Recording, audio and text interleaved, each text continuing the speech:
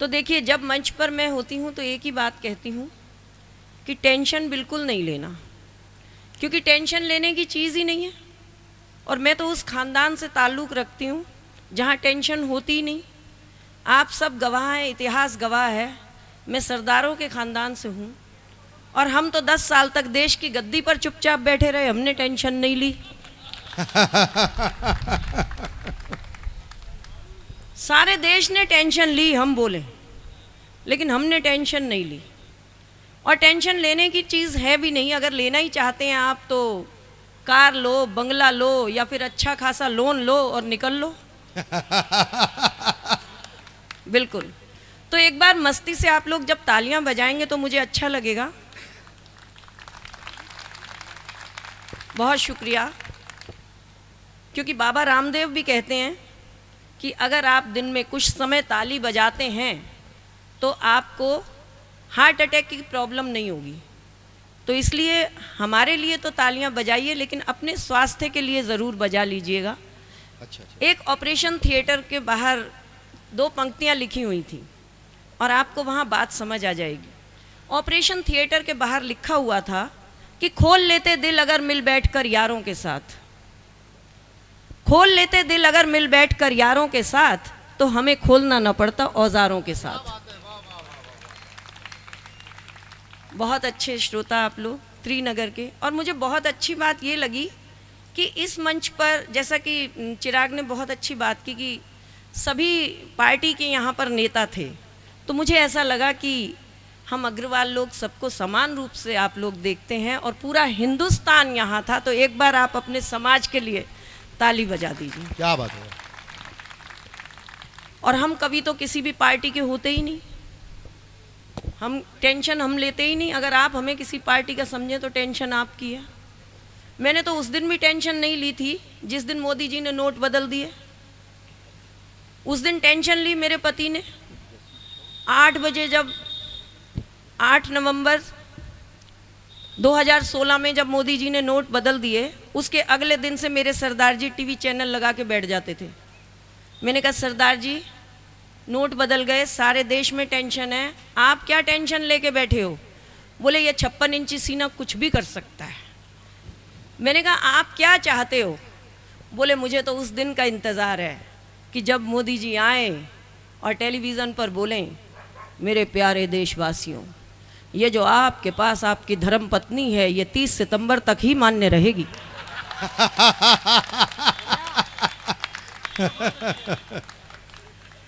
आप देखिए, मैंने उस दिन भी टेंशन नहीं ली। कारण जो पति 500 रुपए का नोट बदलवाने बैंक की लाइन में नहीं लगा, वो 55 किलो की पत्नी बदलवाने कहाँ जाएगा। और एक और बात कहती हूँ कि अगर हिंदुस्तान में पत्नी बदलने की नौबत आ गई तो हम सब बैंक में नहीं जाएंगे, अड़ोस पड़ोस में ही बदल ली जाएंगे। ये बिल्कुल सच्ची बात है। और देखिए, मैं तो ग्वालियर की बेटी हूँ और उस खानदान से हूँ, बता चुकी हूँ। अब आप मेरे साथ जुड़िएगा, जितना आप जुड़ेंगे मैं उतना आगे बढ़ती जाऊँगी। मैंने हाथ से क्यों चुना, पहले 4 पंक्तियाँ आपको सौंपती हूँ, मंच का भी आशीर्वाद चाहूँगी क्योंकि अगवानी में खड़ी हूँ। प्रवीण जी और मधुर भाई तक हमारी यात्रा जानी है। 4 पंक्तियाँ की हाथ से क्यों चुना मैंने, जबकि कुछ और चुन सकते थे। कि किसी को चाह लो तो चाहत हो जाती है, किसी को चाह लो तो चाहत हो जाती है, अपना बना लो तो आदत हो जाती है। मैंने जान लिया दिल में रहता है खुदा, लोगों को हंसा लो इबादत हो जाती है। क्या बात है, वाह वाह वाह वाह वाह। और सच्चाई यही है कि अगर आपने अपने जीवन में किसी को हंसा दिया तो उससे बड़ी इबादत ये कोई नहीं है। और हमें तो देखिए, मैं सरदारों के ख़ानदान से हूँ, ग्वालियर की बेटी हूँ और मुझे हंसने के लिए कहीं जाना ही नहीं पड़ता। हम तो आँख खोले सामने सरदार। मुझे सारे देश ने कहा, कवियों ने कहा कि सरदारों पे चुटकुले बैन हो रहे हैं। बारीक बात कहने जा रही हूँ और आप सब समझ रहे हैं। चिराग भाई बोला बलजीत जी सरदारों पर चुटकुले बैन हो रहे हैं। मैंने कहा चुटकुले बैन हो रहे हैं ना, मेरे साथ तो हकीकत है। मुझे किसी ने कहा तुम सरदारों की इतनी बात करती हो, सरदार लड़ेंगे। मैंने कहा कभी नहीं लड़ेंगे। बोले कैसे? मैंने कहा इतिहास गवाह है, मनमोहन जी को देख लो, चुनाव तक नहीं लड़े। ये काम सरदार ही कर सकते हैं। जो भी काम आप देखिए वो काम सरदार। आप देखिए सरदार क्या क्या कर सकते हैं। हनुमान जी को लेकर एक जगह लड़ाई हो रही थी, वहां पर सारे धर्म के लोग कूद गए, सब कहने लग गए हनुमान हमारे। अब अजीब तर्क देने लगे कि भाई हनुमान जी कैसे? तो हिंदू सामने आए। हिंदू ने कहा हनुमान हमारे हैं क्योंकि भगवान राम हमारे हैं और हनुमान उनके शिष्य हैं, तो हनुमान जी हिंदू हैं। तभी मुस्लिम आ गए सामने, उससे पूछा हाँ भाई। बोला जी आप इतिहास उठाओ और सारे नाम देखो, रहमान, सुलेमान, हनुमान, ये नाम मुसलमान। आप क्रिश्चियन से पूछा तुम बताओ। बोला जी जो काम करे नेक वो जीसस का बंदा एक। हनुमान जी ने सीता मैया को बचाकर नेक काम किया, इसलिए वो क्रिश्चियन। अब हमारे सरदार जी कूद गए, बोले सारे पीछे हटो, हनुमान सरदार है। बोले जी कैसे? बोले दूसरे की बीवी के लिए तीसरे का घर जलाया है, ये काम सरदार का। और तालियां तो अब इस बात पर बजाइएगा जो आपने खुद देखी। जो टिप्पणी देने जा रही हूं उसे महसूस कीजिएगा। आसान नहीं है सच को बोलना, स्वीकार करना कि दूसरे की बीवी का घर जलाया है वो काम था सरदार का। लेकिन आपका हिंदुस्तान गवाह है, मंच को भी ये चाहती हूं कि ये टिप्पणी का साथ दें कि दूसरे की बीवी का कहना मानकर 10 साल तक देश की गद्दी पर चुपचाप बैठा रह जाए, ये भी काम सरदार का। क्या बात है, वाह वाह वाह वाह वाह वाह वाह। हाँ? आप क्यों बल्कि जी टेंशन ले ज्यादा रहे हो? तारीफ मत करो, अगले साल सारे सरदार ही बुला लेंगे। कमियों की। देखो हमारे तो जब गुरु भी ऐसे दूर से देखने में लगते हैं कि वो भी सरदार हैं, तो मैं तो उनको भी प्रणाम करती हूँ और मैं तो मानती हूँ कि हम सब महाराजा अग्रसेन जी के ही वंशज हैं। तो क्या टेंशन? टेंशन लेना ही नहीं। ये लोग भी पता नहीं अजीब अगले साल की टेंशन ले लेते हैं। अभी जी रहे हैं वर्तमान में, आज तो जी लो, आज तो ताली बजा लो, कल की चिंता पहले लग गई। जिस दिन हम आज को जीना सीख जाएंगे हमारा जीवन सफल हो जाएगा। और मैं आपको बिल्कुल सच बता रही हूँ, ये टेंशन हम बिना बात लेते हैं। कुछ दिनों पहले मैं एयरपोर्ट पर बैठी हुई थी, फ्लाइट आने में देर थी, हम लोग बेंगलोर जा रहे थे। आगे 2 बच्चे बैठे हुए थे सीट पर क्योंकि फ्लाइट अभी आने में देर थी। सर एक बच्चे ने दूसरे बच्चे से पूछा तुम्हारा नाम क्या है? उसने कहा मेरा नाम जसप्रीत। तुम्हारा नाम क्या है? बोला मेरा नाम ब्रह्मजोत। दोनों बच्चों ने हाथ मिलाया। बोले कहाँ रहते हो? बोला साउथ एक्स में। बोला पार्ट 1 या 2? पहला बोला पार्ट 2। बोला हाथ मिला, मैं भी साउथ एक्स पार्ट 2 में रहता हूँ। बोला मकान नंबर? पहला बोला मकान नंबर 3/3 फर्स्ट फ्लोर। दूसरा बोला वेरी गुड, गले मिल जप्फी पाले, मैं भी 3/3 फर्स्ट फ्लोर में रहता हूँ। अब जैसे रसिक जी को टेंशन हुई ना, वहाँ बैठे एक लोग, जो लोग थे उनमें से एक खड़े हो गए। बोले तुम दोनों दिल्ली में साउथ एक्स में पार्ट 2 में 3/3 में फर्स्ट फ्लोर में रहते हो, एक दूसरे को जानते नहीं? बच्चा बोला अंकल आप क्यों टेंशन ले रहे हो, हम तो दोनों भाई भाई हैं, टाइम पास कर रहे हैं। और तालियां तो इस बात पर बजाइए आप सब कि वो दोनों बालक जसप्रीत और ब्रह्मजोत मेरे बेटे थे। पता नहीं क्यों टेंशन लेते हैं हम, टेंशन लेने की चीज़ ही नहीं है।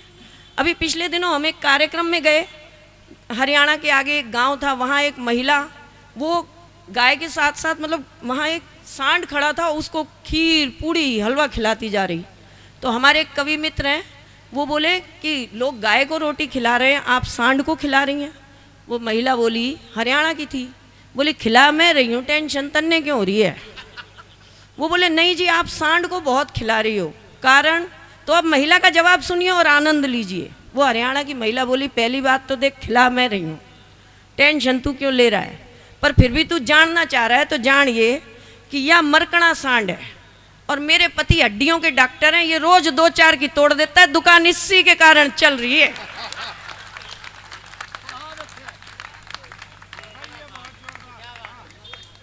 तो मस्ती में रहना चाहिए बिल्कुल। और मैं आपको बता रही थी कि मैं तो ग्वालियर की बेटी हूँ, मेरी शादी हुई, मैं आई मेहरौली, शादी होकर जब आई तो मैं आपको अपने घर से ही जोड़ती हूँ क्योंकि हंसने की जो मैं बात बता रही थी, मैं शादी होकर जब आई तो मैं ग्वालियर की बेटी हूँ, मेहरौली आई तो मेरे हस्बैंड कहने लगे, कहते हैं कि तू ग्वालियर से आई है, तूने लाल किला नहीं देखा? मैंने कहा हाँ जी नहीं देखा। बोले चल तुझे लाल किला दिखा लाता हूँ। मैंने कहा ठीक है दिखा लाओ। तो हमारे घर में तब 2 व्हीलर होता था, उन्होंने मुझे स्कूटर पे बिठाया, बोले चल लाल किला देखने चलते हैं। तो हम 2 व्हीलर पर मैं बैठ गई, सरदार जी ने स्कूटर स्टार्ट किया और हम मेहरौली से निकले, कुतुब मीनार पे पहुँचे। कुतुब मीनार की रेड लाइट थी, रेड। सरदार जी ने रेड लाइट पे स्कूटर नहीं रोका, 80 की स्पीड में स्कूटर पार। आज की तरह चालान नहीं होते थे तब, स्कूटर पार कर दिया। मैंने कहा सरदार जी आपकी दिल्ली में क्या रेड लाइट पे स्कूटर नहीं रोकते? मेरे पति बोले सरदारां दा टशन है, मौज ले बैठी रहे। अगली बार फिर अगली लाइट आई अचनी की, वो भी हमको मिली रेड, 80 की स्पीड में स्कूटर पार। मैंने कहा फिर रेड लाइट पे स्कूटर पार कर दिया, फिर से एक ही डायलॉग। बोला तुझे कहा ना सरदारां दा टशन है, मौज ले बैठी रहे। और ये मौज पूरी 10 लाइट तक चलती रही, क्योंकि 10 लाइट हमको 10 की 10 रेड मिली। और सरदार जी का एक ही डायलॉग होता था कि सरदारां दा टशन है, मौज ले बैठी रहे। और बैठे बैठे 11वीं लाइट आई ITO की, वो लाइट मिली ग्रीन, और ग्रीन लाइट मिलते ही सरदार जी ने ब्रेक लगा दी, ची। मैंने कहा सरदार जी 10 लाइट पे तो आपने स्कूटर नहीं रोका जब रेड, और जो ग्रीन मिल गई तो स्कूटर क्यों रोक दिया? तो आप बात का आनंद लीजिए। मेरे सरदार जी मेरी तरफ देखकर बोले मूर्ख, दूसरी तरफ से टशन में सरदार मौज लेता आ गया तो।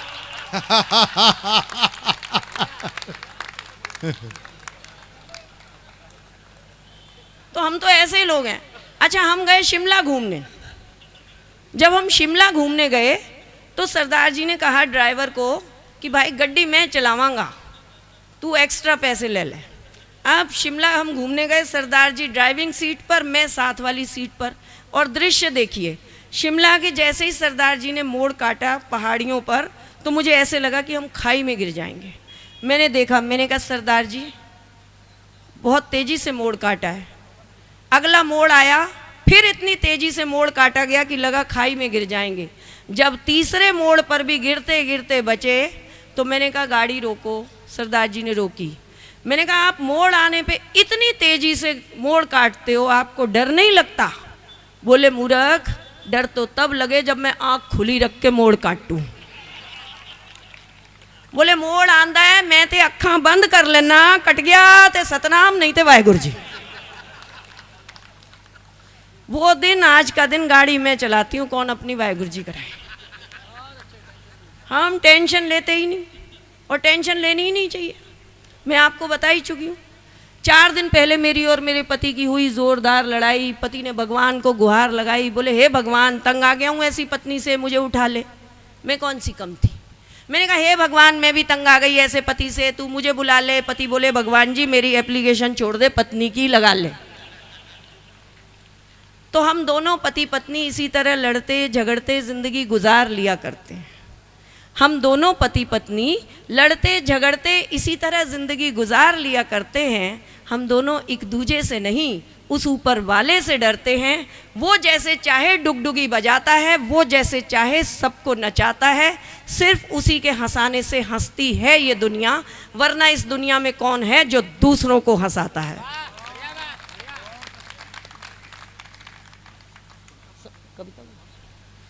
चलिए कभी लंबा समय होगा तो हम लंबी पारी खेलेंगे। अभी आपके सामने थोड़ा थोड़ा हम लोग जैसे सभी को समय मिला तो मैं आपको बता रही थी कि हास्य के लिए कहीं जाना तो पड़ता ही नहीं।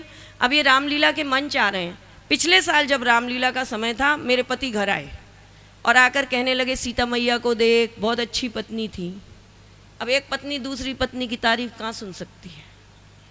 मैंने कहा ठीक है, बहुत अच्छी पत्नी थी, मैं भी अच्छी पत्नी हूँ। बोले नहीं सीता मैया बहुत अच्छी पत्नी थी। मैंने कहा क्यों? तो मेरे सरदार जी ने तर्क दिया, बोले सीता मैया बहुत अच्छी पत्नी थी क्योंकि उन्होंने 14 बरस के लिए राम जी के साथ वनवास जाना स्वीकार किया। मैंने 2 पंक्तियों में जो उत्तर दिया उन्हें आप तक पहुँचाती हूँ।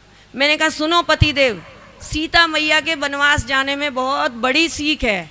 जब घर में 3-3 सास बैठी हों तो जंगल ही ठीक है। क्या बात है, वाह।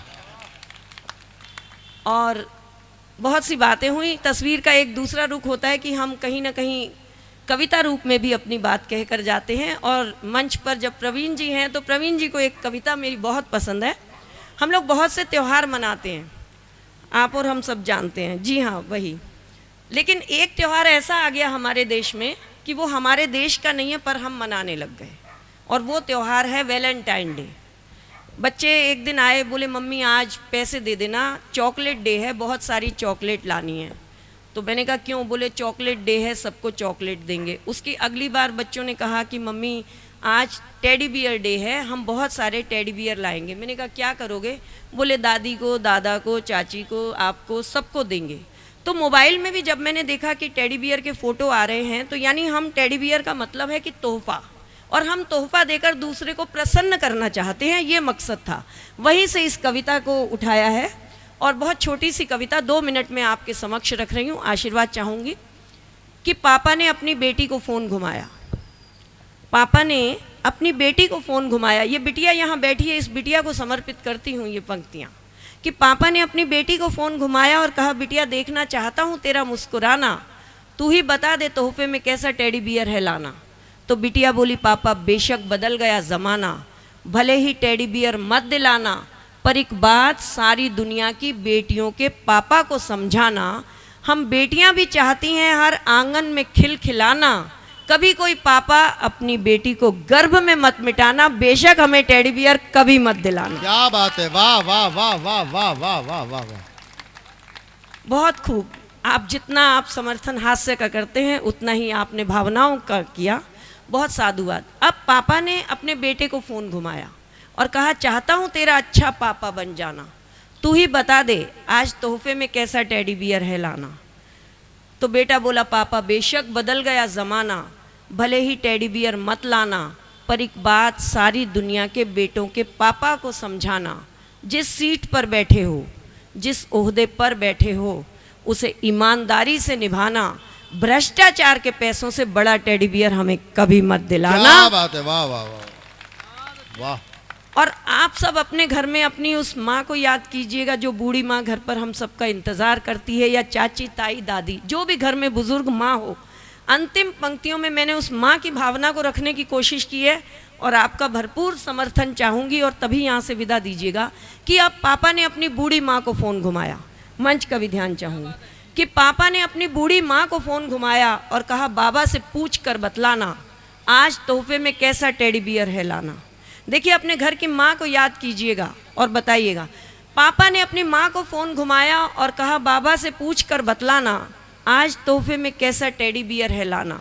बूढ़ी माँ कांपते हुए बोली तेरे बाबा कहते हैं बेशक बदल गया ज़माना, भले ही टेडी बियर मत दिलाना, पर एक बात सारी दुनिया के बेटों को समझाना, घर आंगन हो जाता है पुराना, इसे अपने प्यार से सजाना, माता पिता के जीते जी आंगन में कभी दीवार मत बनाना, बेशक हमें टेडी बियर कभी मत दिलाना। वाह वाह वाह, क्या बात है, वाह। बहुत शुक्रिया। हास्य कवि सम्मेलन आपने रखा। जो लोग हंसते और हंसाते हैं, जो लोग हंसते और हंसाते हैं, वो लोग मरने के बाद स्वर्ग नहीं जाते हैं। जो लोग हंसते और हंसाते हैं, वो लोग मरने के बाद स्वर्ग नहीं जाते हैं, क्योंकि वो लोग तो जहाँ बसते हैं उसी जगह को स्वर्ग बनाते हैं। बहुत बहुत शुक्रिया। साधु।